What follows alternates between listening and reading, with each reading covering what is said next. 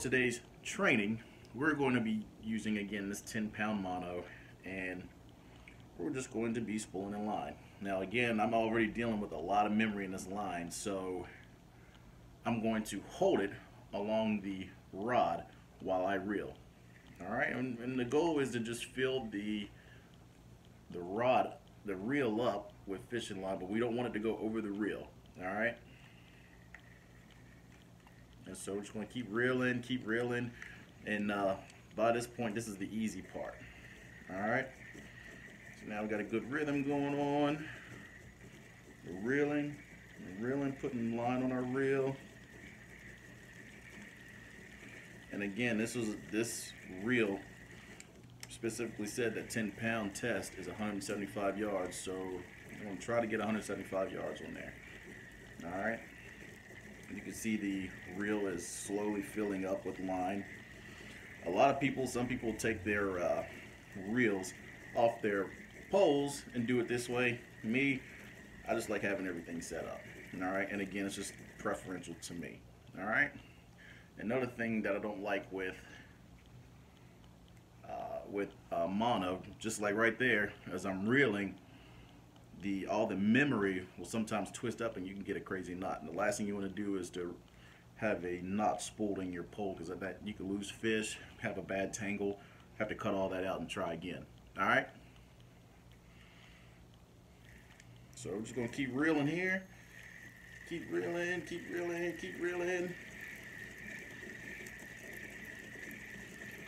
And if your arm gets tired, just switch hands. Alright? Getting close here, getting close to the end. I'm just going to keep reeling. See, I'm still reeling. You can see it's filling up now. Alright? Alright, and right about there, we're probably about half an inch below the perimeters of the reel. So we're going to stop right there. Alright? Now, what I like to do, big thing, especially when you put new line on here, especially with mono, you want to keep tension on this. You want to keep this line tight. So what I'll do, I will actually cut off the excess line. Alright, so now we got spool on our line. Alright. Now, again, spooling line, there's a million different ways. Me, I like to already put my line through the eyes of the rod first and then spool my line, because me personally, I just think it makes it that much easier. Everybody's different. There ain't no right way, there's no wrong way. It's all preferential. Alright? And as you start to feel out how you like to do things, then that's your way of doing it, you know? Again, I always tell people there ain't no right way and wrong way of fishing. There could be better ways, there could be worse ways, but mainly it's all preferential. Alright? But what I did, I try to stick to tradition, so I got the line on the reel, I'm sorry. So now we're going to put it through the eyes, and then we're going to tie our first piece of rig onto this line. Alright? But first, let's put the line through the rod. And see, now you should start getting excited, because the equipment you got is now starting to come together. Oh, get in there. Alright. When you're dealing with mono line, especially when you're lining your spool, biggest thing is you want to keep everything tight, because what will happen the minute the line goes limp, it starts to unravel on your spool, and that's when you start getting all these crazy tangles and getting wrapped around everything, and it becomes a heartache. Like so. See, I got some line. My line's twisted up around the reel, so now I gotta undo it. Alright. Oh, there we go. There we go. Alright. Get that. Boom. And there we go. And that is a spooled line. Now see, Again, if you had closed that and started putting this on, then guess what? All this line would be on the inside of the bell, and now you have to either pull everything out, or if you don't have enough line on there, you would have to start over. And who wants to do that, right?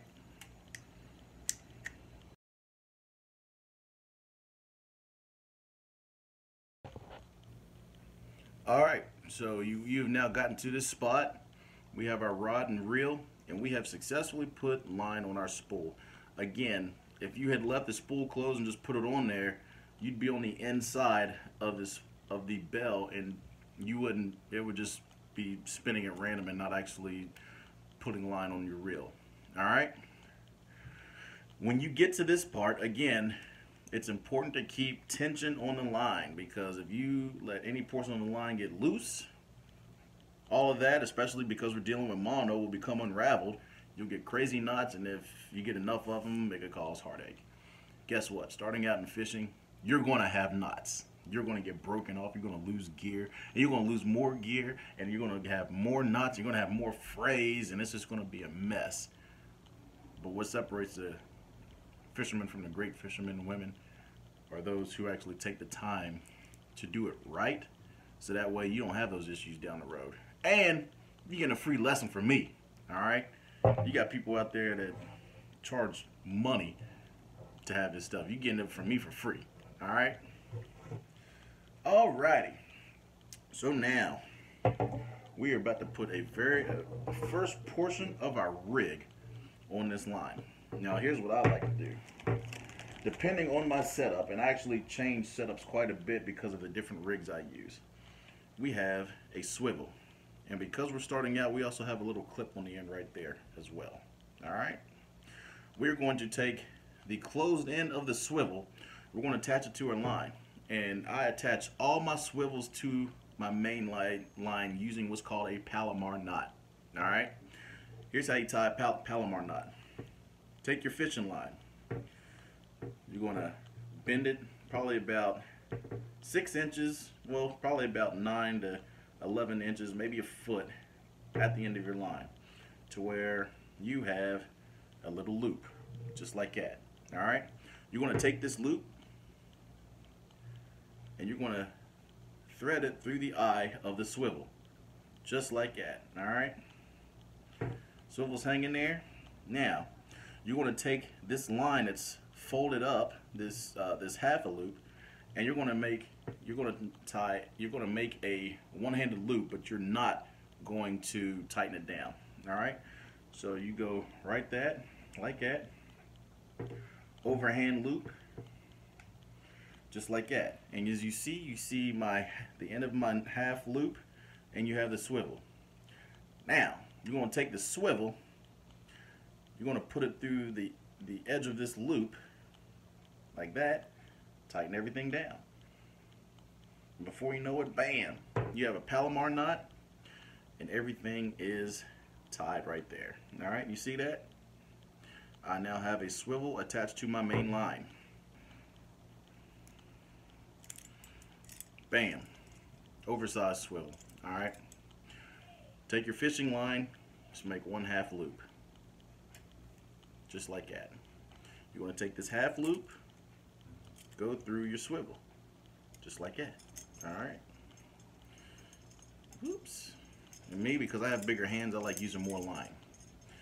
Have this. Now we're going to take the closed end of our loop, and we're going to do a overhand knot. Now, some people call it an overhand knot, some people call it a figure 8 knot. Same type of knot. All right. Take it, go over and through the loop. All right. And it should look something like this. All right. Now you're going to take this side, the end of the line, the end of the half loop.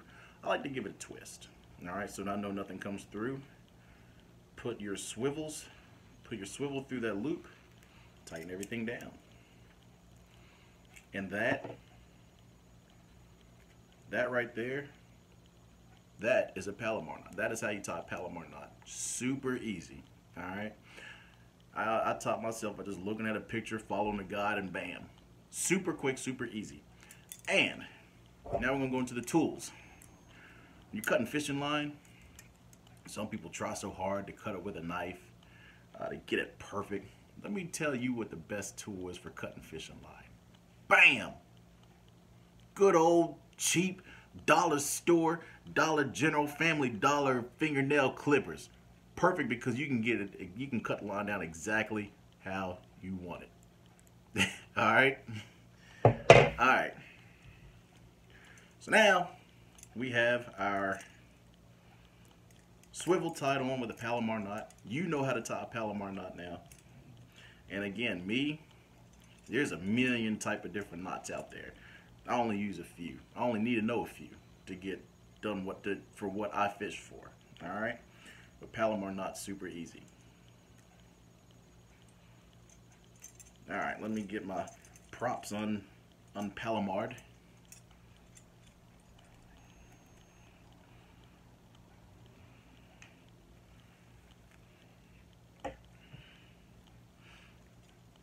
All right, got my little swivels. I got my little prop fishing line off, aka my 6-foot stringer. All right, now once you have a swivel, there's a few different things you could do. If you're fishing large bodies of water, you could tie on some weight, different rigs. It just depends. You could even go with a 3-way swivel. I'm not going to be talking about a 3-way swivel today, only because this is fishing for beginners. I usually use 3-way swivels for bigger fish. Alright, but 3-way swivels are I like them because if you have a somewhat snaggy area, you can use a lighter pound test to possibly break off the sinker and at least get your hook and your bait back. Alright, doesn't always work that way, but sometimes it does. Alright, it just increases the likelihood of you getting everything back should you get snagged. But today, we're going to be talking about just a swivel. And again, this clip, it fastens and unfastens. Alright, just like that. It fastens and it unfastens.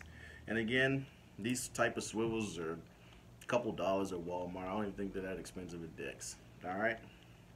So we're going to close that. Next, and I'm setting all of this up as if we're going after panfish, perch, bluegills, basically the gateway fish for what allows you to get into more bigger fish. And I'm going to also be putting videos out for setups for larger fish. We're working our way up the food chain. All right.